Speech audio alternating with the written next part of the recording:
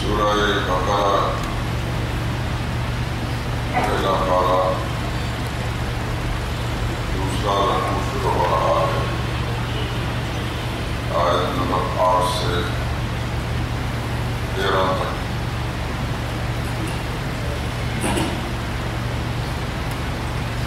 اعوذ باللہ من الشیطان الرجیم، بسم اللہ الرحمن الرحیم۔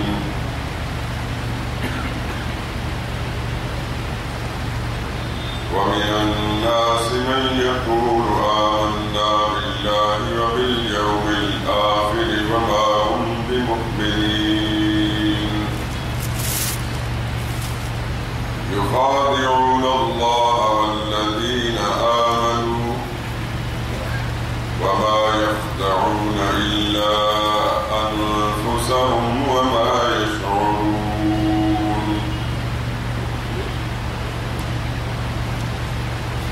في قلوبهم مرض فزادهم الله مرضا ولهم عذاب أليم بما كانوا يكذبون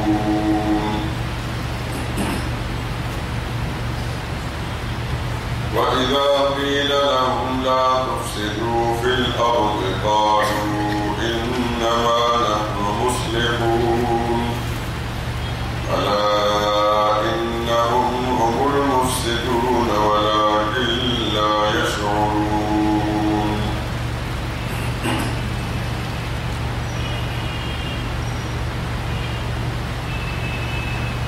وإذا قيل لهم آمنوا كما آمن الناس قالوا أنؤمن كما آمن السفهاء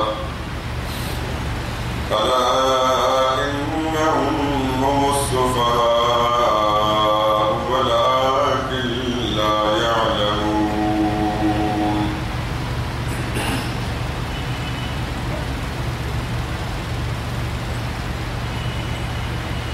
ومن الناس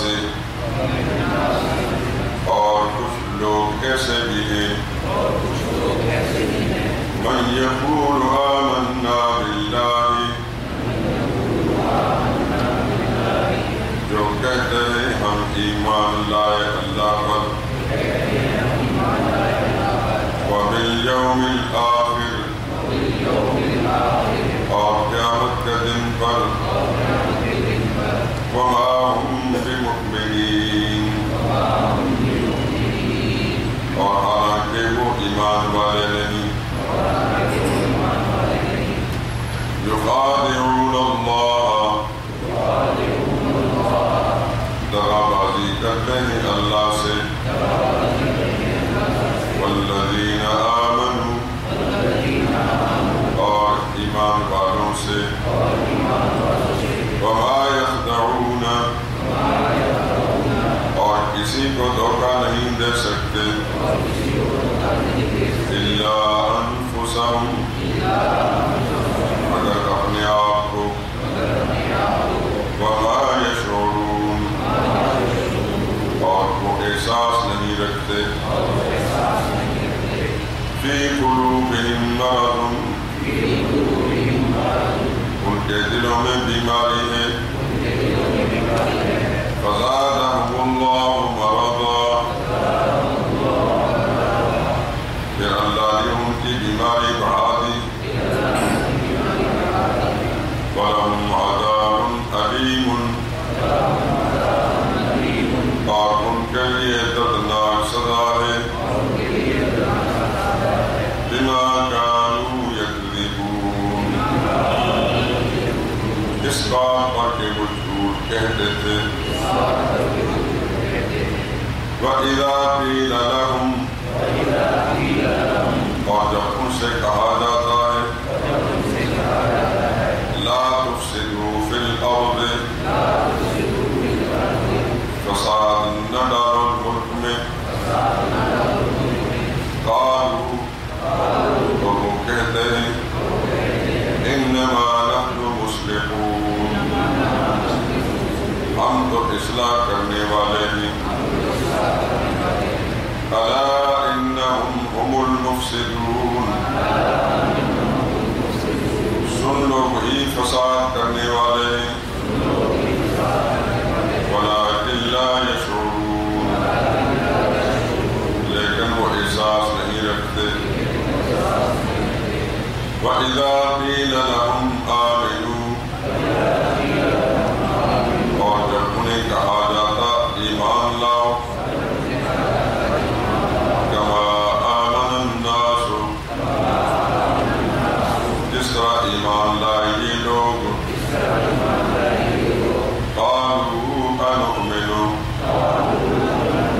تو کہتے ہیں کہ کیا ہم ایمان لائیں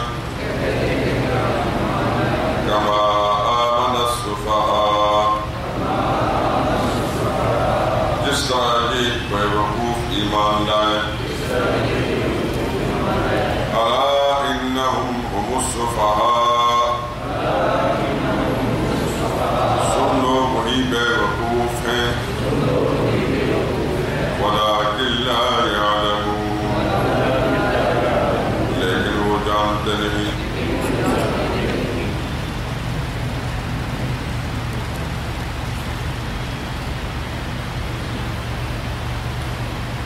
جیسا کہ خلاصہ سورہ کے بیان میں آپ سن چکے کہ اس سورہ مبارکہ کے ابتدا میں 3 جماعتوں کا ذکر ہے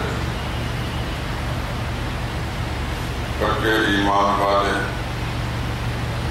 ابتدائی 5 آیات میں ان کا ذکر ہے پکے کافر درمیان کی 2 آیات میں ان کا ذکر ہے آیت نمبر 6 اور 7 میں اور دوغلے بظاہر مسلمان کہلانے والے لیکن اندر سے کافر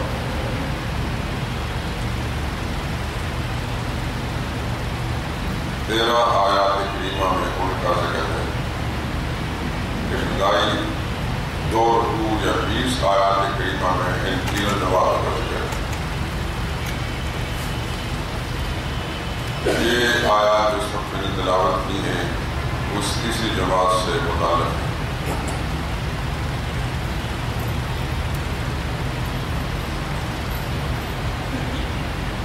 کوئی شخص بظاہر اسلام کا اظہار کرے لیکن دل میں اس کی تصدیق نہ کرے اسلام کی زبان میں وہ منافق ہے کوئی شخص دل سے تصدیق کرتا ہے لیکن زبان سے اس کا اظہار نہیں کرتا وہ بھی مسلمان نہیں اگر کوئی شخص اسلام کے ماننے کا دعوے دار ہے اور اسلام کی بہت ساری باتیں وہ زبان پر لاتا بھی ہے لیکن ان کے معانی اور مطالب کو اپنی مرضی سے گھڑ لیتا ہے مثال کے طور پر کہتا ہے کہ قرآن کریم میں زکوٰۃ کا لفظ آیا ہے زکوٰۃ کا معنی پاکیزگی ہے تو میں صاف ستھرا رہوں گا پاک رہوں گا مال نہیں خرچ کرتا اس کے ذہن کے اندر زکوٰۃ کا یہ معنی ہے صلاۃ کا لفظ آیا ہے قرآن کریم میں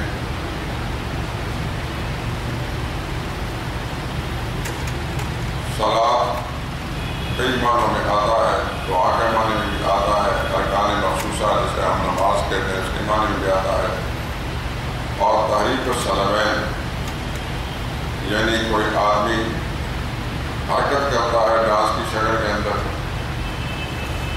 اپنے کنوں کو ہلا لینا وہ کہتا ہے کہ میں ڈانس کر کے تقریب و صلاۃ کا مفہوم پورا کر دوں گا بظاہر وہ کسی چیز کا انکار نہیں کرتا لیکن معنی اور مقصد اپنا اس میں ڈالتا ہے ایسا آدمی قرآن کی زبان میں ملحد ہے اور حدیث کی زبان میں زندیق ہے یعنی دوسرے الفاظ میں کہہ لیجیے کہ مسلمان ہے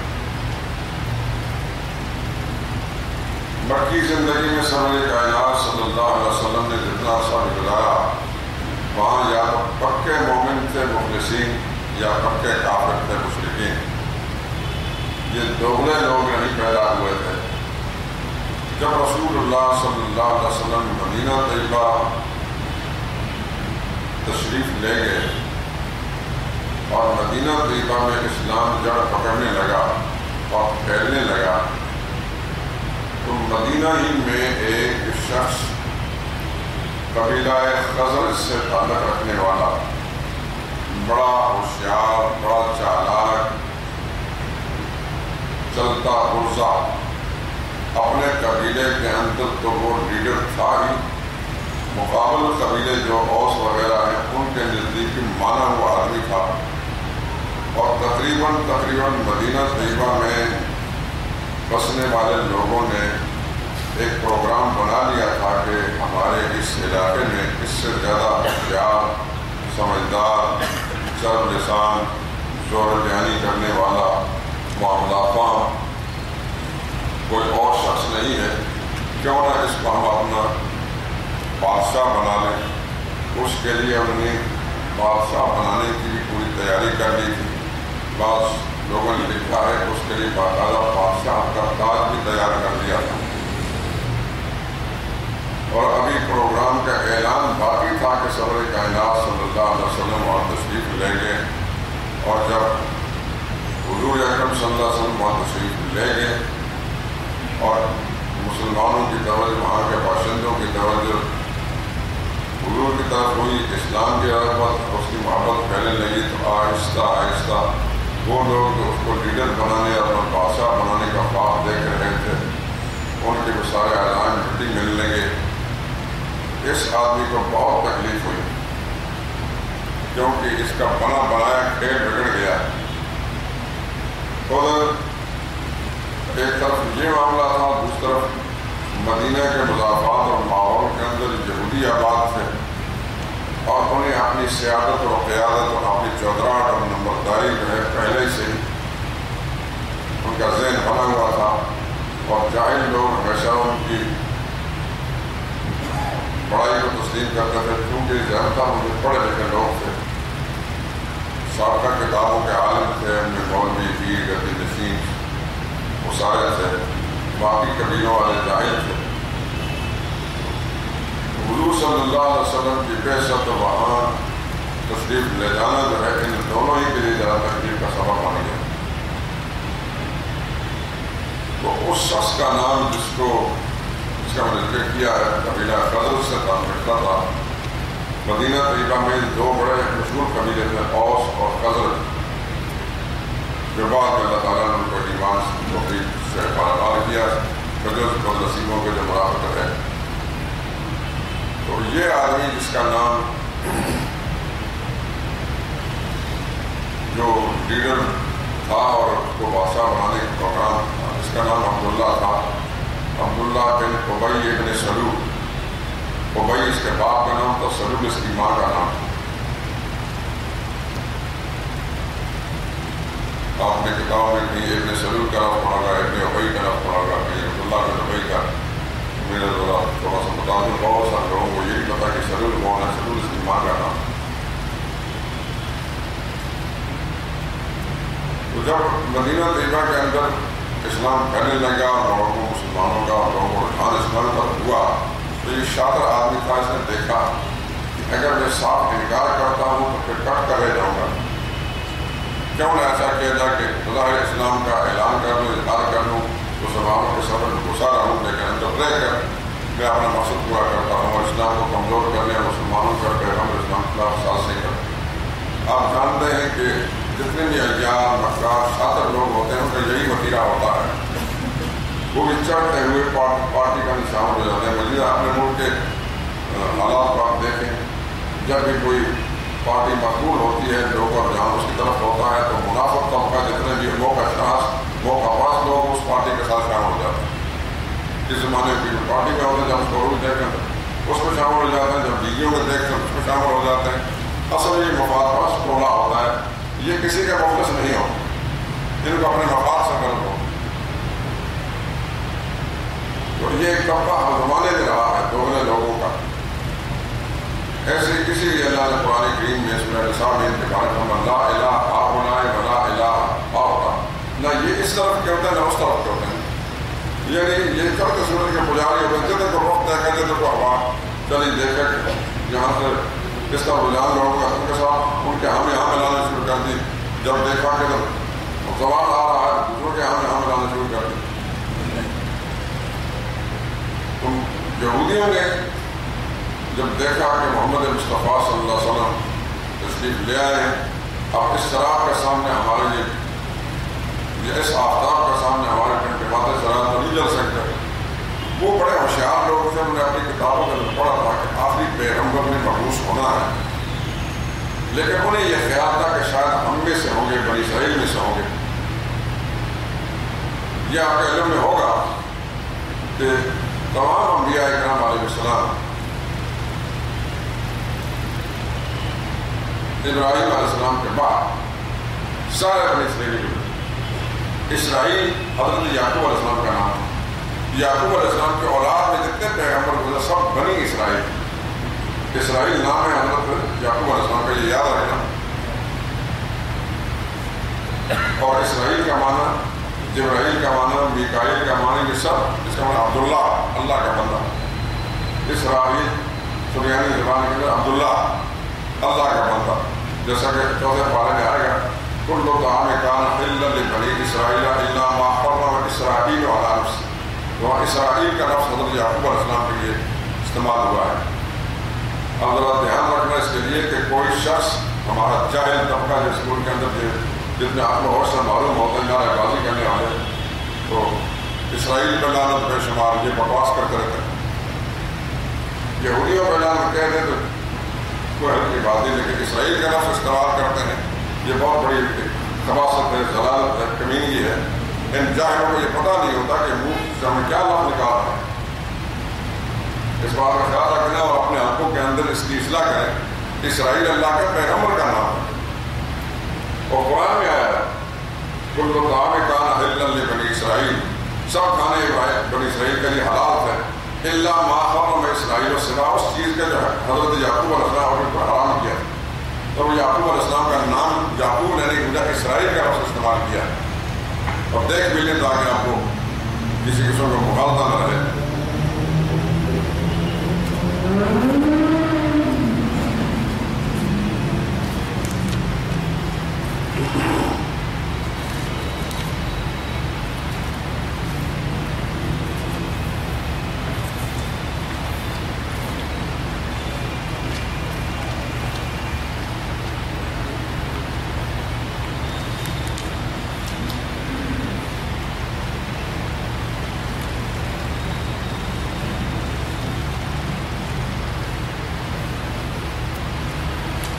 یہ میرے پاس صفحہ 79 79 صفحہ ہے، چوتھے پارے کی دوسری ہی آیت پہلی سورہ آل عمران.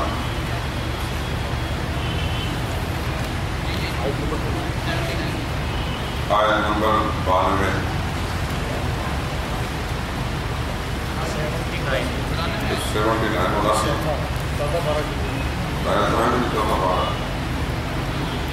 دیکھیے آپ، کل طعام کان حلا لبنی اسرائیل، سب کھانے کی چیزیں حلال تھی بنی اسرائیل کے لیے، الا مگر وہ حرم اسرائیل، جو حرام کر لی تھی اسرائیل نے حلال سے اپنے اوپر، من قبل ان تنزل التوراۃ، تورات میں نازل سے پہلے.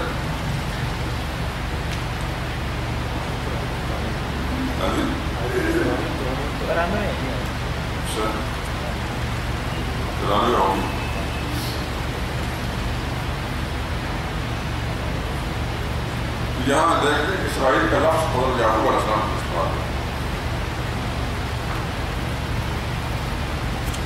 آپ کے پاس تفصیل اس کے حاشیے پر لکھا ہوگا.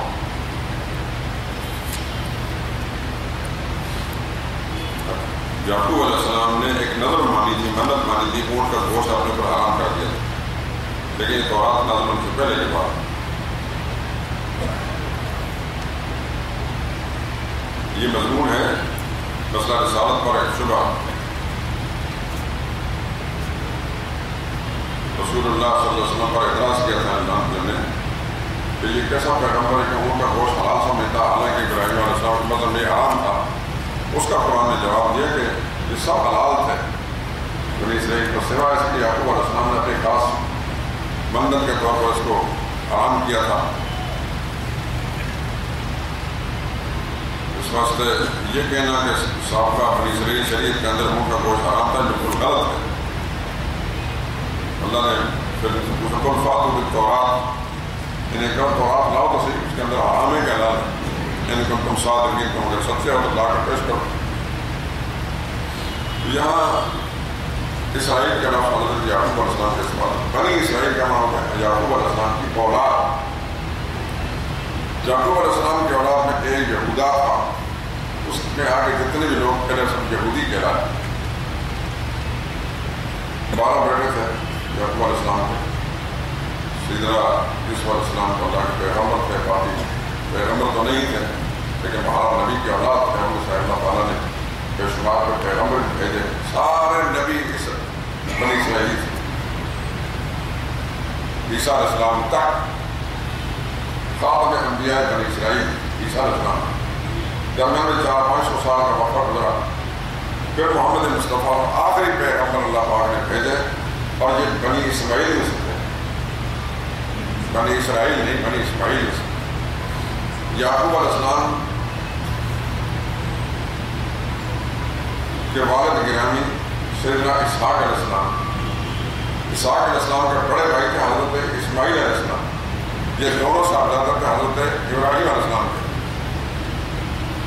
تو جتنے اسرائیلی پیغمبر گزرے ہیں یا بنی اسرائیلی, وہ سب اسحاق علیہ السلام کے اولاد میں سے. اور حضرت اسماعیل علیہ السلام کے اولاد میں صرف ایک پیغمبر بھیجے, حضرت محمد مصطفیٰ.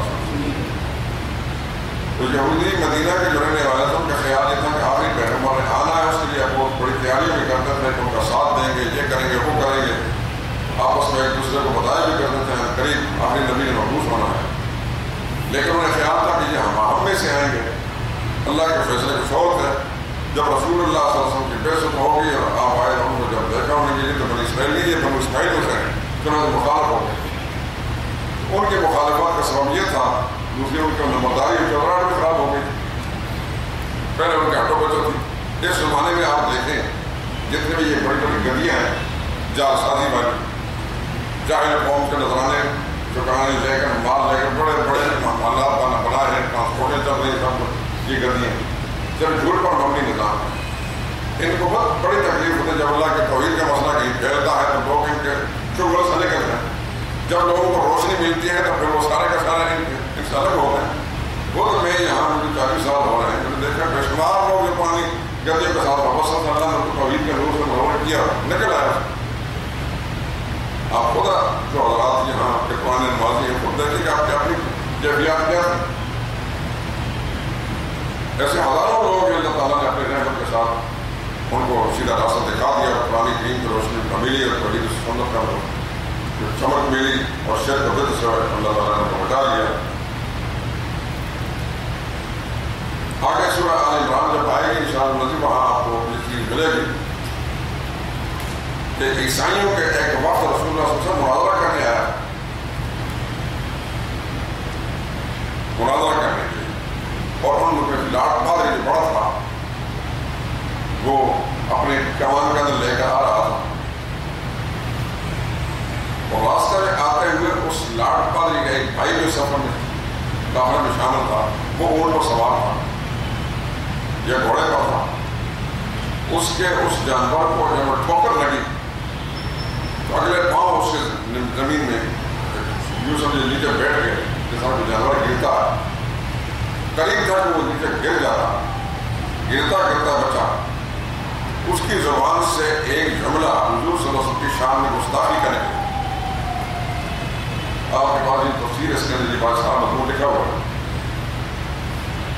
وہ گستاخی کا جملہ نکلا تو اس کا بڑا بھائی جو پڑھا لکھا تھا, جو لاٹ پادری تھا, جس کمان میں سارے لوگ آ رہے تھے, اس نے کہا خبردار یہ اللہ کے سچے پیغمبر ہے, ایسی بکواس نہ کر اس کے بعد. وہ تو جاہل تھا, وہ تو سمجھتا کہ ہمارے حضرت صاحب جو جن ہمیں لے جا رہے ہیں ان کا موقف آ گیا, اور جس کے مقابلے میں جا رہے ہیں وہ باطل ہے. لیکن وہ جو پڑھا لکھا تھا وہ تو جانتا تھا کہ اللہ کے سچے نبی ہے. اس نے جب یہ سنا کہ میرا بھائی کہہ رہا ہے کہ وہ اللہ کا پیغمبر ہے, تو کہنے لگا کہ اللہ کا پیغمبر ہے تو ہمیں کدھر لے جا رہا ہے. چپ کا ان کی بات سنا, وہ میں اس لیے نہیں لے جا رہا کہ مقابلہ اس لیے کر رہے ہیں کہ ان کے آنے سے ہماری ساری آمدنیاں بند ہو گئی. وہ نذرانے، وہ شکرانے، وہ مال و متاع جو ہمیں لوگ دیا کرتے تھے، اور جو قرآن کے یہاں ہماری بڑی آب وقت کی عزت تھی، ان الملوک آتونا اموالا کثیرۃ. آپ دیکھ لیں اسی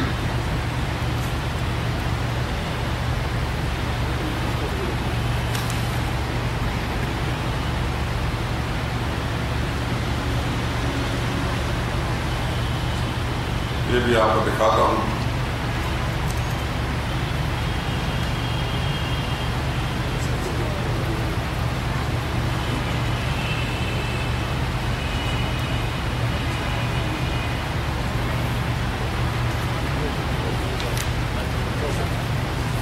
نہیں، سورہ آل عمران شروع سے نکالیں، مجھے یاد آیا.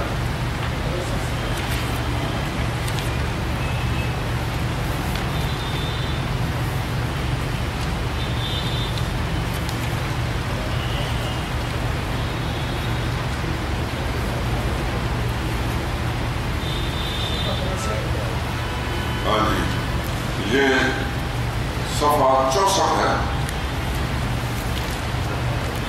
اور اس صفحے کے آخر میں جو نمبر 4 لکھا ہوا ہے،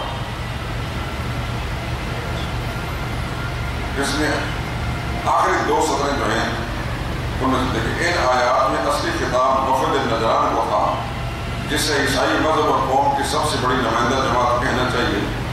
امام رازی نے محمد بن اسحاق کی سیرت سے نقل کیا ہے کہ جس وقت یہ وفد نجران سے بقصد مدینہ روانہ ہوا تو ان کا بڑا پادری ابو حارثہ بن علقمہ خچر پر سوار تھا.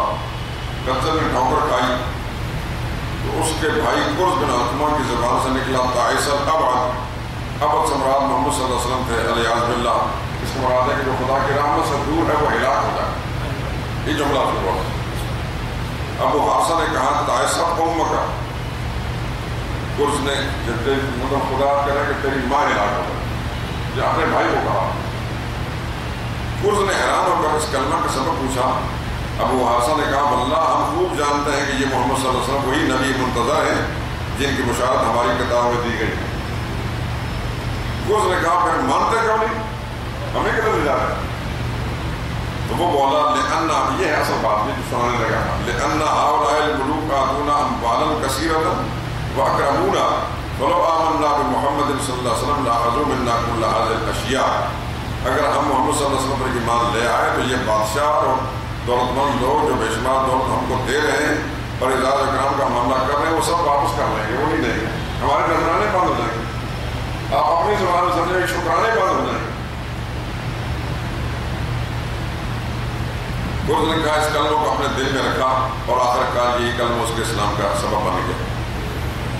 وہ جو جاہل تھا اس کو اللہ نے ایمان کی دولت سے مالامال کر دیا. جو پڑھا لکھا تھا صرف اپنی سرداری، اپنی نمبرداری، اپنی چوڑدار کی خاطر وہ منہ سے کہہ چکا تھا کہ خدا کے سچے نبی ہیں، لیکن کہتے ہیں کہ یہ مال متاع پھر عیش ہماری، یہ عیش اور کیش ختم ہو جائے گا. آج بھی اللہ کی توحید کے باقی جتنے بھی ہیں اس ملک کے اندر، یہ جتنی بڑی بڑی گلیاں ہیں، شیخ بدر کے جتنے مبلغ اور داعی ہیں یا جتنے یہ مولوی ہیں، ان کو خطرہ صرف اسی بات پر. ان بدبختوں کو چونکہ خدا کی ذات پر ایمان نہیں ہے، جس اللہ نے ماں کے پیٹ میں کھلایا ہے وہ دنیا میں بھیج کر 2 ہاتھ 2 پاؤں دے کر اپنے شوق دے کر کبھی بھوکا نہیں مارے گا. جنگل کا سور، جنگل کا جانور بھوکے سے نہیں مرتا، تو انسان کو اللہ نے مولوی بنا کر علم عقل دے کر کیسے بھوک مارے گا؟ لیکن ان کی مت ماری گئی اس واسطے قرآن کی مخالفت کریں گے، اللہ کی توحید کی مخالفت کریں گے. یہ بات نئی نہیں پرانی ہے، یہ واقعہ آپ کے سامنے میں نے ذکر کر دیا. یہ منافقین کا معاملہ جو ہے بڑا ایسے خطرناک ہوتا ہے. ان آیات میں انہی منافقین کا تذکرہ ہے. اس میں عبداللہ بن ابی بن سلول کی جو پارٹی تھی وہ بھی، اور اس کے معاون مذہبان جتنے یہود و نصارہ تھے وہ بھی. وَمِنَ النَّاسِ مَن يَقُولُ آمَنَّا بِاللَّهِ، اس آیت کو پڑھ لیتے ہیں. کچھ لوگ ایسے بھی ہیں جو کہتے ہیں ہم اللہ پر ایمان لائے، مراد عبداللہ بن ابی بن سلول والے. وَبِالْيَوْمِ الْآخِرِ، آخرت پر ایمان لائے. یہ 2 کا ذکر کیا، اللہ پر ایمان پر آخرت پر ایمان. ابتدا اور انتہا کا ذکر کرنے ضمن درمیانی چھوڑ دی. فرشتوں پر ایمان لانا، کتابوں پر ایمان لانا، نبی پر ایمان چھوڑ دیا، کیونکہ بنیادی عقیدہ اسلام کے میں 3 ہیں: توحید، رسالت اور قیامت. باقی ضمن اس کے اندر آ جاتی. یہ یاد رکھنا، اسلام کے بنیادی عقیدہ 3 ہیں: توحید، رسالت اور قیامت، ان میں سے اگر کوئی توحید رسالت کا مانتا ہے قیامت کا منکر ہے، پکا کافر ہے۔ اگر توحید کو مانتا ہے رسالت کا نہیں مانتا، پکا کافر ہے۔ یہ اسلام کے بنیادی عقائد ہیں۔ باقی جتنی چیزیں بھی ہیں، دیکھیں جو اللہ کی توحید کو ماننے کے، رسالت کو ماننے کے، وہ لازم کتابوں کو مانے گا۔ جیسے رسالت کو مان لیا، وہ لازم نبی کے زمان سے نکلی ہر بات کو مانے گا۔ تو نبی نے فرمایا کہ فرشتے بھی ہیں، نبی نے فرمایا جنت بھی ہے، نبی نے فرمایا دوزخ بھی ہے، نبی نے فرمایا مرنے کے بعد دوبارہ زندہ ہونا ہے۔ تو رسالت پر ایمان کے ضمن میں یہ ساری چیزیں آ جاتی ہیں۔ لیکن یہاں صرف دو کا ذکر کیا گیا۔ کچھ لوگ ایسے کہتے ہیں ہم اللہ پر ایمان لائے، آخرت پر ایمان لائے۔ اللہ فرماتے ہیں وما ہم بمؤمنین، یہ صرف دعوے کریں، یہ ایمان والے نہیں ہیں۔ باقی تفصیل انشاءاللہ کا گفتگو ہو۔ سبحانک اللہم و بحمدک، لا الہ الا انت۔